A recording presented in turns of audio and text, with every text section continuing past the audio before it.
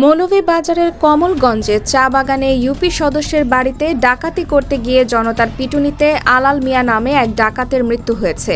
এ সময় পিটুনিতে আরও ২ ডাকাত গুরুতর আহত হন। তারা পুলিশ হেফাজতে রয়েছে।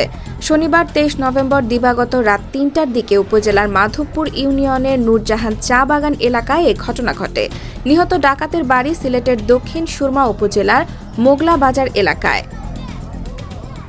স্থানীয় সূত্রে জানা যায়, শনিবার রাতে ইউপি সদস্য সালেহ আহমেদের বাড়িতে ১০ থেকে ১২ জনের একদল ডাকাত হানা দেয়। এ সময় ডাকাতদের উপস্থিতি টের পেয়ে চা বাগানের পাগলা ঘণ্টা বাজালে চা শ্রমিকরা ডাকাতদের ঘেরাও করেন। সে সময় ডাকাতরা স্থানীয় জনতার উপর হামলা করতে এগিয়ে গেলে স্থানীয়রা তাদের ধরে গণপিটুনি দিলে ঘটনাস্থলে এক ডাকাতের মৃত্যু হয়।